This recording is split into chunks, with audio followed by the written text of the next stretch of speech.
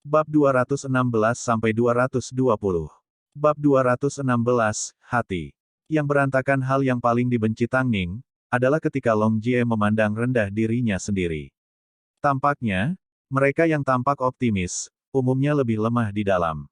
Di depan semua orang, mereka akan tertawa gembira dan bercanda, tetapi begitu malam tiba dan mereka sendirian, mereka akan menemukan tempat untuk bersembunyi dan menyembuhkan luka mereka sendiri. Ayo pergi, Long Jie mengingatkan Tang Ning. Tang Ning melirik Long Jie dengan cepat sebelum menaiki van perusahaan. Luce seperti balok kayu tanpa kesadaran. Cukup banyak, dalam pikirannya, satu-satunya alasan dia memperlakukan Long Jie dengan baik hanyalah karena Long Jie juga baik padanya. Saat ini, semua orang di Beijing tahu bahwa kamu adalah tunangan Luce. Kamu sudah memiliki keuntungan, jangan sia-siakan. Long Jie memelototi Tang Ning sambil menutupi telinganya. Kata-kata Tang Ning seperti bulu yang menggelitik hatinya. Dia tidak bisa membiarkan pikirannya mengembara, itu membuat hatinya berantakan. Malam itu, salju yang tak terduga turun di atas Beijing. Tang Ning berdiri di samping jendela dari lantai ke langit-langit saat dia melihat pemandangan bersalju. Di belakangnya, TV sedang menyiarkan berita tentang Luo Hao dibawa ke kantor polisi untuk diinterogasi. Tang Ning berbalik dan dengan santai melirik berita itu. Saat dia melihat Luo Hao keluar dari Cheng Tian tanpa daya, dia merasa bahwa penderitaan yang sebelumnya dia alami sekarang telah hilang sama sekali. Lan Xi mengikuti di belakang saat dia mengantar Luo Hao keluar. Tapi, pada titik ini, dengan Cheng Tian berantakan, ekspresinya sama pucatnya. Setelah melirik berita sebentar, Tang Ning mengangkat remote dan mematikan TV, dia sudah tahu nasib Lan Xi dan Luo Hao. Dua orang yang dulunya begitu hebat kini menjadi bahan tertawaan di industri hiburan. Terutama setelah nama mereka disebutkan oleh Hai Rui, dalam semalam mereka jatuh dari mana mereka tidak akan pernah bisa pulih. Tidak lama kemudian, Mo Ting kembali ke rumah tertutup salju. Tapi, telapak tangannya hangat. Dia melepas jaketnya dan mendekati Tang Ning dari belakang untuk memeluknya. Apa yang kamu pikirkan? Kamu terlihat tenggelam dalam pikiran. Aku sedang memikirkan masa depan. Tang Ning berbalik dan membenamkan dirinya dalam pelukan Mo Ting. 2 bulan dari sekarang, ayo umumkan hubungan kita. Petik 2. Kamu terlalu luar biasa, aku khawatir seseorang akan merebutmu. Jadi aku harus mengklaimnya. Mo Ting tidak menanggapi. Dia hanya mengangkatnya sehingga kakinya bisa melingkari pinggangnya dan mengambil beberapa langkah menuju sofa. Dia kemudian membaringkannya dan menempelkan tubuhnya ke tubuhnya saat dia memberinya ciuman penuh gairah. Jika memang begitu, maka masih banyak yang harus mereka tangani. Setelah sedikit teralihkan, Tang Ning berbaring di dada Mo Ting sambil bertanya, Ting, apakah menurutmu Luce akan tertarik pada seseorang seperti Long Jie? Petik 2. Aku khawatir bahkan Luce tidak akan bisa memberitahumu. Setelah berpikir sejenak, Tang Ning menyadari bahwa tanggapan Mo Ting masuk akal. Lagi pula, EQ Luce memang serendah itu. Namun, Luce mengambil cuti sore itu karena dia terserang flu. Bagaimana kalau kita memanggil Long Jie untuk pergi dan memeriksanya? Mo Ting secara alami menyerahkan teleponnya kepada Tang Ning sebelum memberi isyarat bahwa dia masih memiliki pekerjaan yang harus dilakukan di ruang belajar. Tang Ning mengangguk meyakinkannya bahwa dia akan menyiapkan makan malam.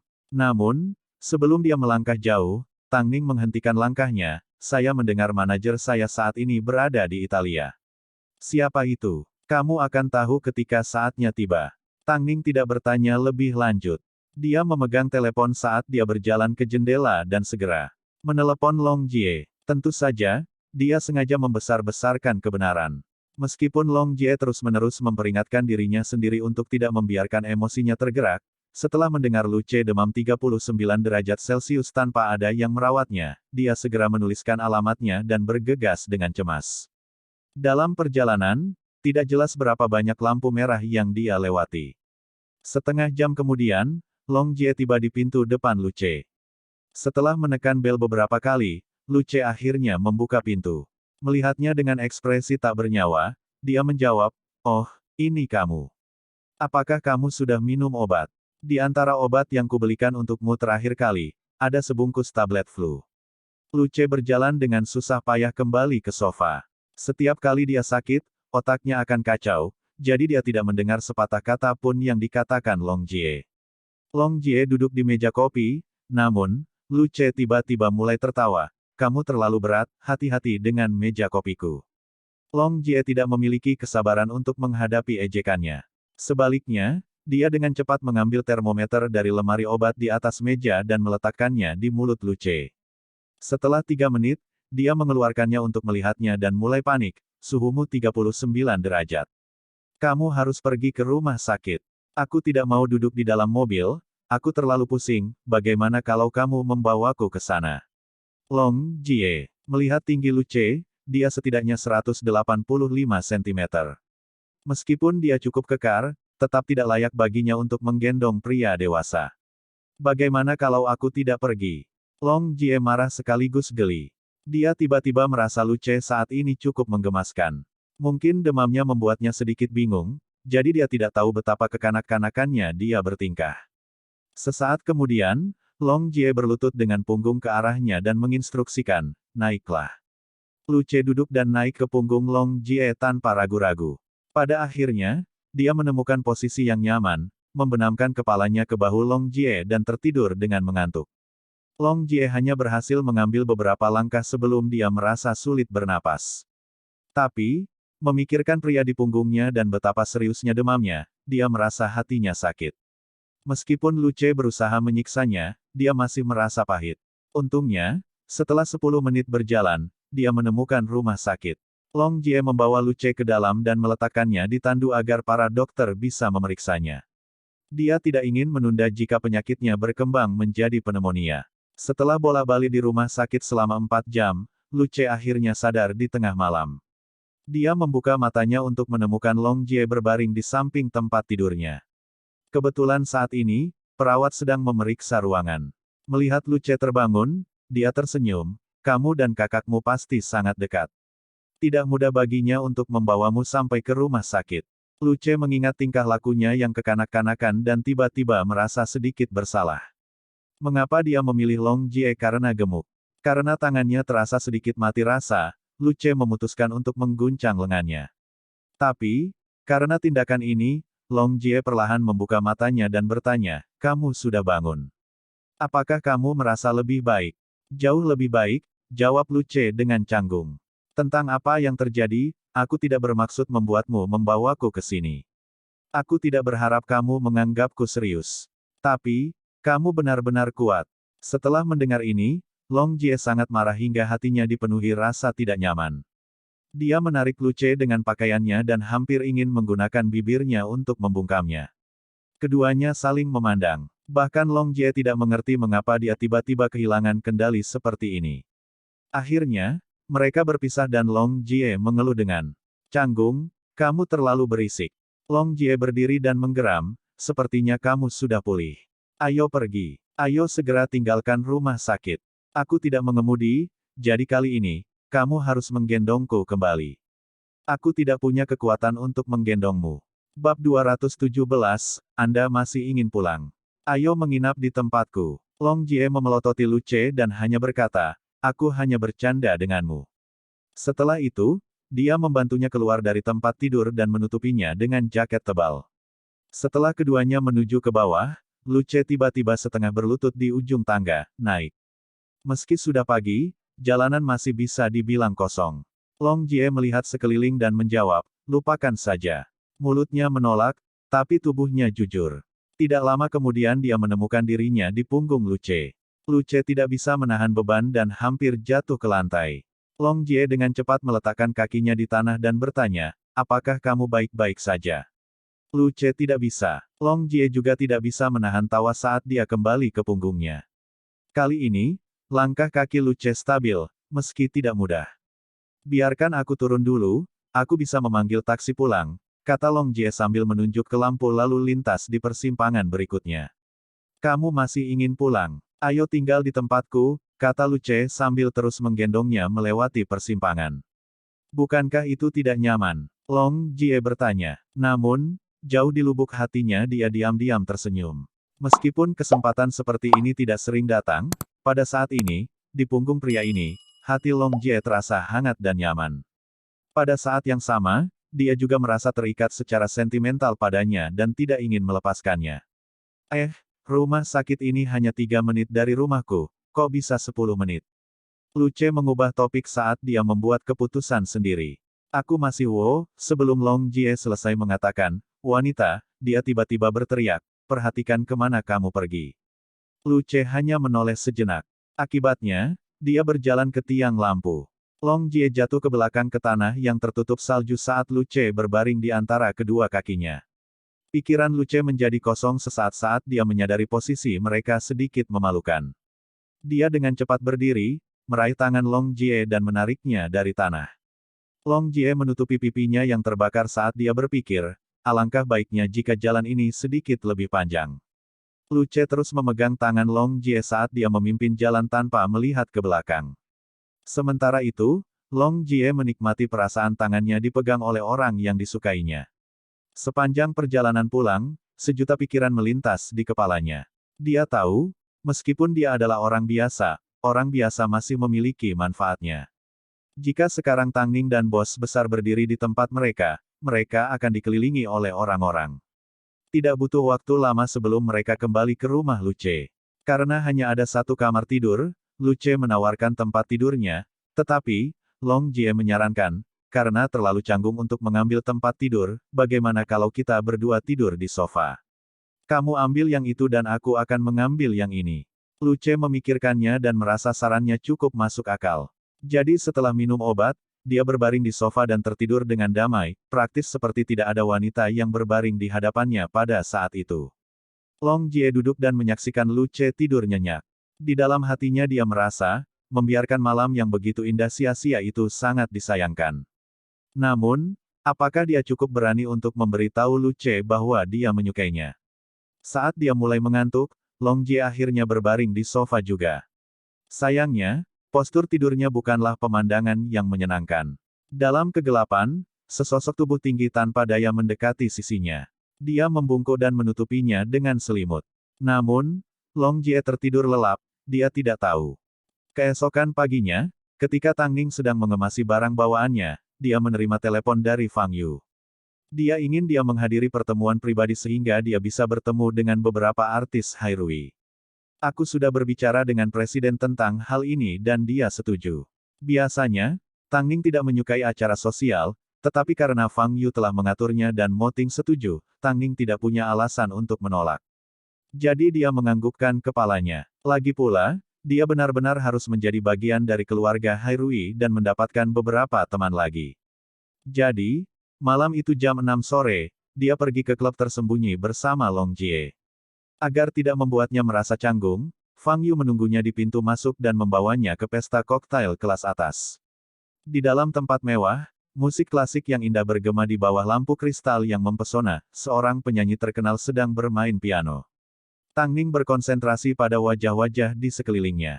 Dia menyadari sebagian besar orang yang menghadiri pesta koktail adalah orang-orang yang sering muncul di TV. Mereka adalah bintang TV dan film terkenal atau penyanyi terkenal. Satu-satunya orang dari jalur karir yang sama dengannya adalah supermodel internasional, Huo Jingjing. Dia mengenakan gaun perak panjang dan duduk dengan anggun dengan segelas sampahnya. Setelah itu, Fang Yu memimpin Tang Ning ke pria yang memainkan piano dan tersenyum sambil berkata, Feng Ge, aku ingin kamu bertemu Tang Ning. Meskipun Tang Ning jarang bernyanyi, dia masih akrab dengan status musik pop yang dimiliki pria ini. 10 tahun yang lalu, ketenarannya sudah tersebar luas dan dia telah membuat banyak rekor di papan reklame. Sekarang, 10 tahun kemudian, dia masih berada di luar jangkauan generasi muda dan seperti industri musik yang selalu hijau. Saat pria itu memandangnya dari atas ke bawah, Tang Ning tidak ragu sama sekali saat dia dengan sopan menyapanya, Feng Ge. Senang bertemu denganmu. Hadiri pertemuan ini lebih sering. Jika kamu suka bernyanyi, aku bisa mengajarimu. Terima kasih, Feng Ge. Tang Ning ada di sini, orang lain yang hadir segera mengangkat gelas mereka dan berkumpul saat mereka secara bertahap menyapanya. Selama ini, Fang Yu dengan sabar memperkenalkannya kepada setiap orang sampai dia benar-benar berbaur dengan orang banyak. Pada akhirnya, Tang Ning duduk di samping Huo Jingjing. Belum lama ini kemampuan mereka telah dibandingkan oleh publik, tetapi Huo Jingjing sudah terkenal sejak awal dan memiliki gaya uniknya sendiri, jadi dia memiliki kelebihannya sendiri. Dia hanya berbalik dan tersenyum pada Tang Ning, tidak suka adegan seperti ini. Yeh, Belum terbiasa. Kamu akan terbiasa setelah kamu datang beberapa kali. Beginilah Hairui, ia memiliki kemampuan untuk menyatukan orang-orang yang paling luar biasa, gumam Huo Jingjing sambil meminum sampannya di tangannya. Akhirnya, dia mulai merasa sedikit mabuk, jadi dia bertanya, siapa manajermu? Aku tidak yakin, jawab Tang Ning dengan jujur. Kudengar kau akan terbang ke Italia dalam beberapa hari untuk mendapatkan dukungan jam tangan, tapi kudengar orang-orang dari Star King juga akan bersaing untuk itu. Huo Jingjing mulai menjelaskan, saya tahu Anda sebelumnya telah masuk daftar hitam oleh Star King. Tapi, karena Anda telah bergabung dengan Hairui, Anda pasti akan lebih sering melawan Star King. Anda harus berhati-hati. Tang Ning mengangguk sambil menatap Huo Jingjing dengan serius. Tidak mungkin menghindari perebutan sumber daya, tetapi, kami di Hairui tidak pernah kalah. Saya harap Anda dapat melanjutkan kemenangan beruntun ini. Tentu saja, itu juga tergantung jika manajer Anda memiliki kemampuan. Tang Ning sangat menyadari bahwa semakin jauh dia maju, semakin banyak hal yang kejam. Tapi selain menganggukkan kepalanya, dia tidak tahu harus merespon apa lagi. Sebab, dia sendiri tidak tahu siapa yang akan menjadi manajernya. Keduanya terus mengobrol sebentar sebelum menyadari Fang Yu berkata kepada semua orang secara rahasia, tahukah kalian, Presiden akan muncul malam ini. Bab 218, Suami Seseorang. Begitu semua orang mendengar berita itu, ekspresi mereka dipenuhi dengan kegembiraan. Beberapa artis bahkan mulai bertepuk tangan dan bersiul. Meskipun mereka bekerja di kantor yang sama, Mo Ting memiliki lift pribadinya sendiri, jadi para artis hampir tidak memiliki kesempatan untuk melihatnya, apalagi menghadiri pertemuan pribadi dengannya. Mo Ting seperti legenda di hati mereka, dia lebih mempesona daripada penyanyi atau bintang film manapun. Huo Jingjing tanpa sadar mempelajari ekspresi wajah Tang Ning.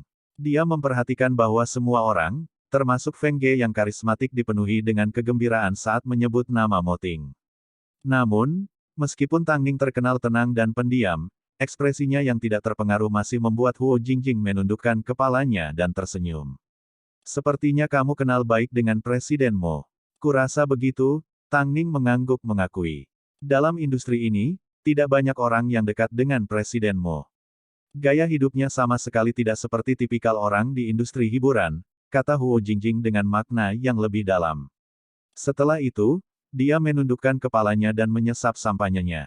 Tang Ning tertawa lembut. Dia tidak tahu mengapa, di sekitar Huo Jingjing, dia tidak merasa perlu berhati-hati.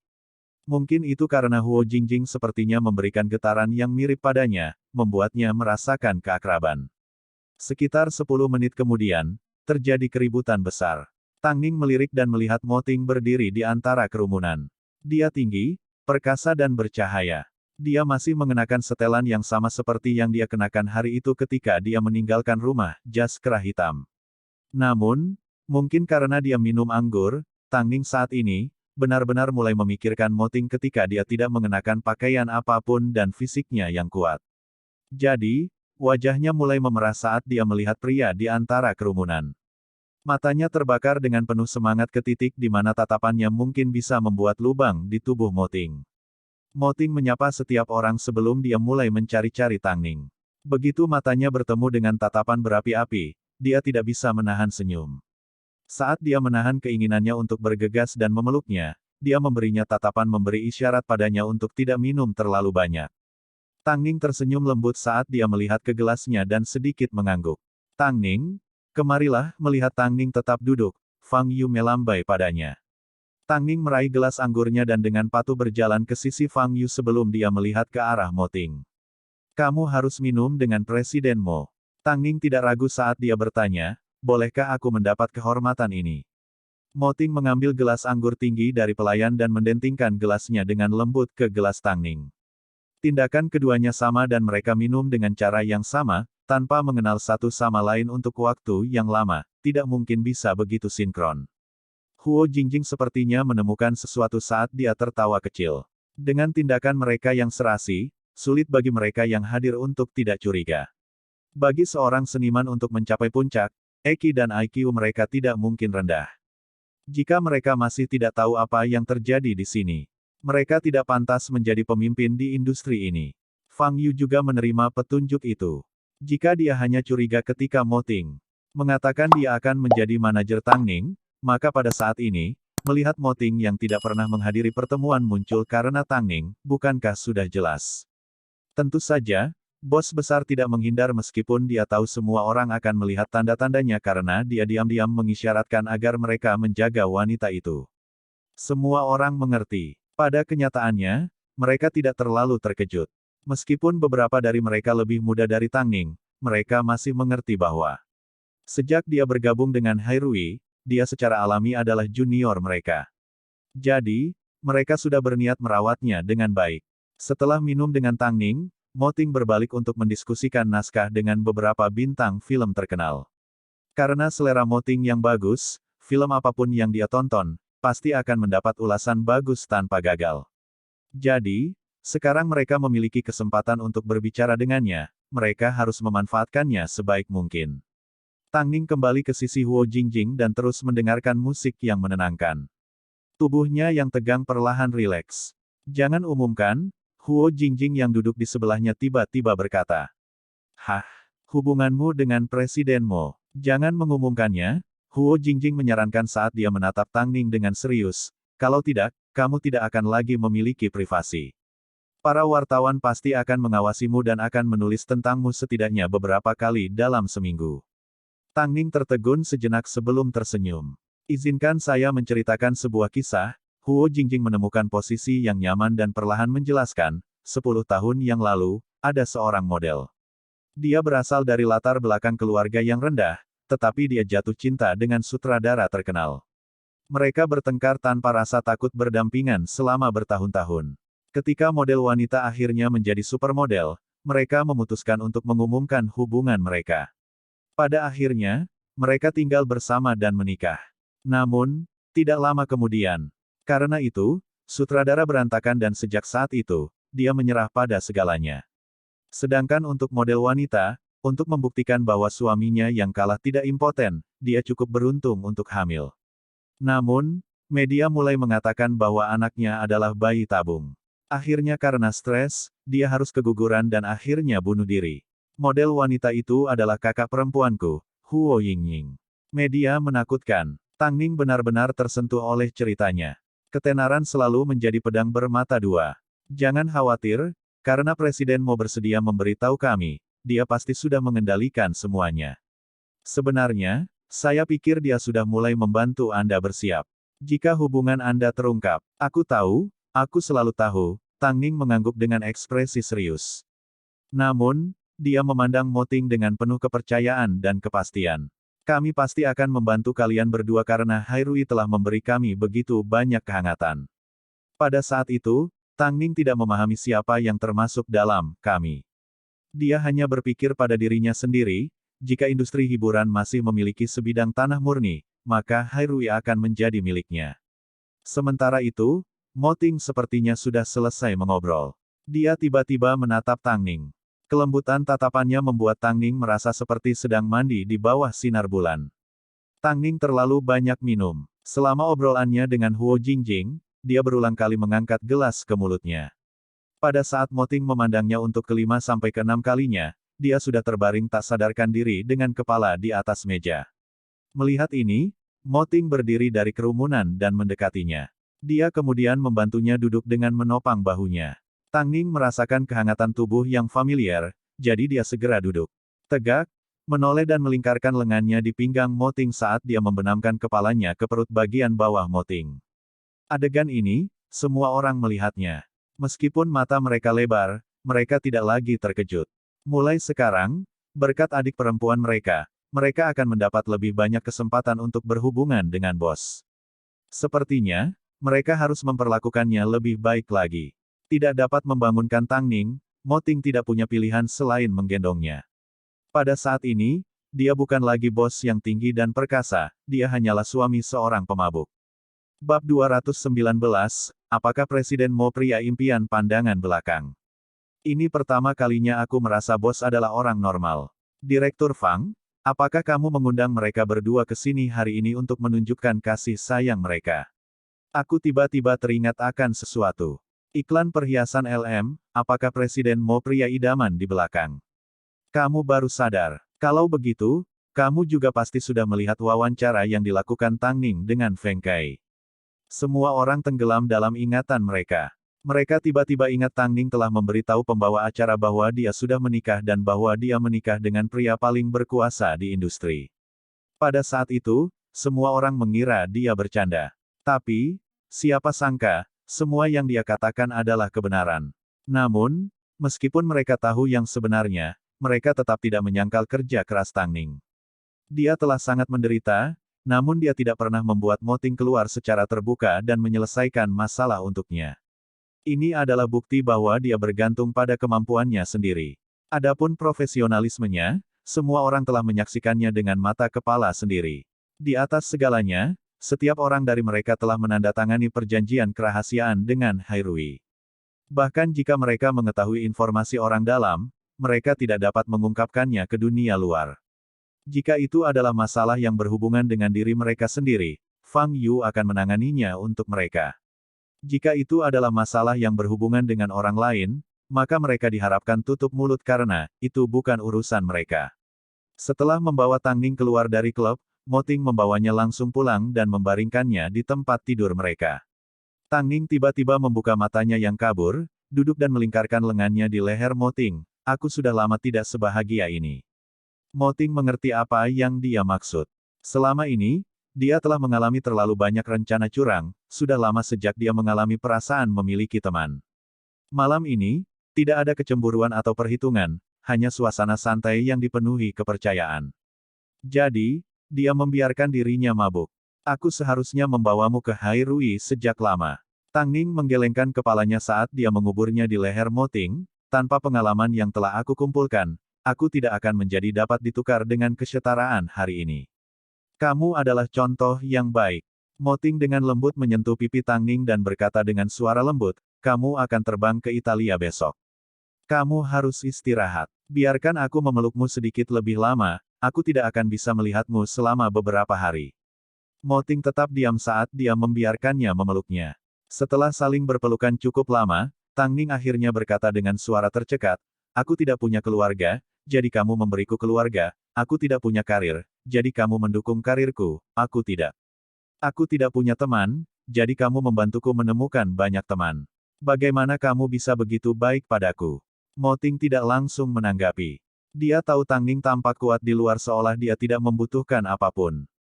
Karena kamu membutuhkannya, aku tidak berusaha membuktikan diriku kepada siapa pun. Di dunia ini, aku hanyalah orang yang paling mencintaimu. Mulai sekarang, tidak akan ada yang lain. Tang Ning menangis karena gembira saat dia menggigit Mo Ting sebelum dengan lembut mencium bekas gigitannya. Apakah kamu siap untuk tidur sekarang? Tang Ning menganggukkan kepalanya dan berbaring. Kamu mau mandi dulu? Perutku tidak enak badan, aku akan mandi besok. Mo Ting tidak mengatakan apa-apa. Terhadap pemabuk ini dia 100% lunak. Beberapa orang mungkin tidak mengerti bagaimana seseorang bisa terus-menerus memberi tanpa merasa lelah. Alasannya sebenarnya cukup sederhana. Begitu seseorang benar-benar mencintai orang lain, mereka tidak ingin melihat hal buruk terjadi pada mereka. Mereka akan merasa bersalah setiap kali kekasih mereka mengalami kesedihan, kemarahan atau rasa sakit. Jadi, 100% memberi. Tindakan Mo Ting adalah contoh sempurna. Keesokan paginya, Long Jie dan Tang Ning sedang menunggu penerbangan mereka di bandara. Setelah insiden Hansiner, media memperlakukan Tang Ning dengan lebih lembut dan lebih sopan terhadapnya. Bahkan ketika bertemu dengannya di bandara, kata-kata mereka tidak lagi biasa seperti sebelumnya.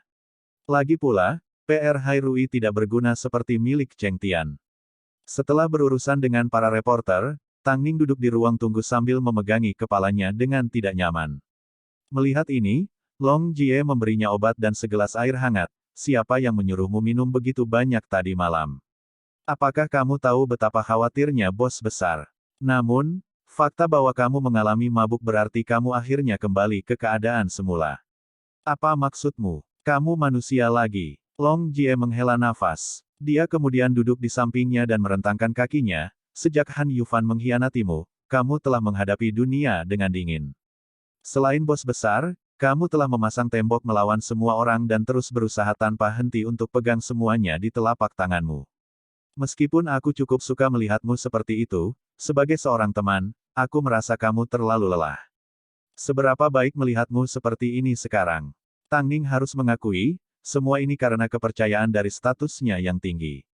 Selain itu juga karena rasa aman yang dia rasakan saat bergabung dengan Hairui. Kamu masih belum menghubungi manajerku.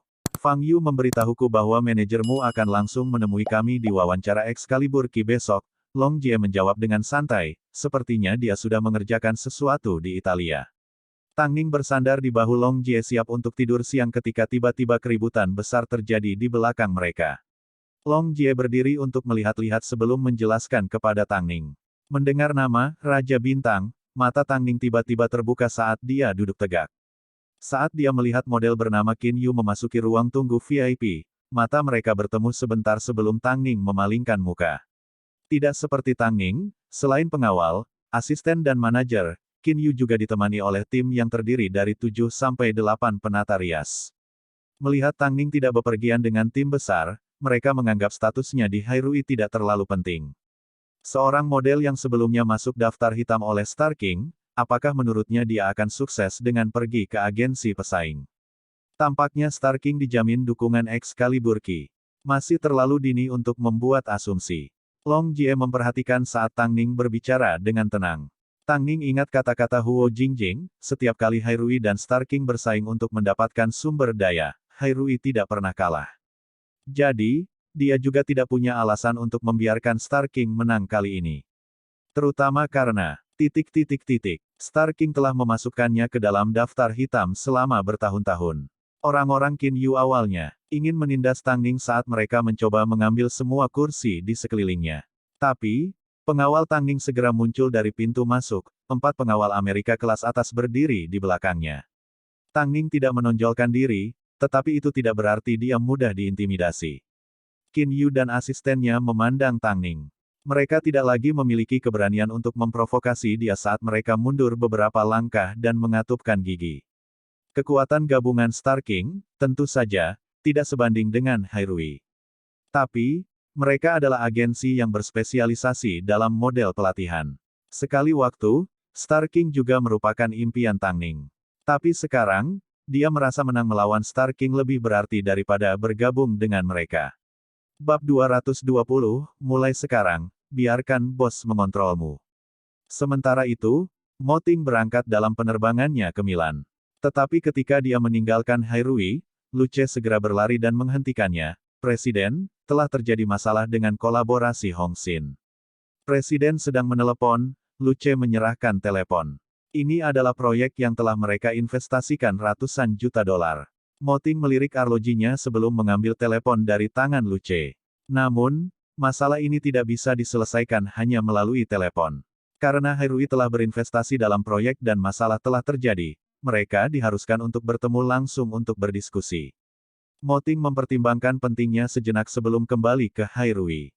Saat dia berjalan, dia menginstruksikan Luce, suruh Fang Yu untuk segera terbang ke Milan dan membantu Tang Ning mengamankan pengesahan Excalibur Ki. Tapi, Excalibur Ki termasuk di antara 10 produk mewah teratas. Bantuan Fang Yu tidak akan cukup, Luce mengikuti di belakang Mo Ting dengan cemas. Ini hanya salah satu masalah yang akan dihadapi Tang Ning setelah bergabung dengan Hairui. Jika Mo Ting menemani Tang Ning setiap saat, hal-hal yang akan dia serahkan tidak akan sederhana, dia harus membuat banyak pengorbanan. Tapi, Tang Ning sudah berada di bawah agensinya. Tidak peduli kepada siapa dia akan menyerahkannya, dia tidak merasa benar-benar nyaman. Jika mereka tidak bisa mengamankannya, katakan padanya untuk meneleponku. Setelah menerima instruksinya, Luce segera turun untuk menyampaikan pesan ke Fang Yu. Fang Yu segera menyelesaikan jadwalnya dan bergegas menuju Italia, 1 jam di belakang Tang Ning. Setelah penerbangan 1 jam, Tang Ning akhirnya tiba di Milan pada pukul 1 siang waktu setempat.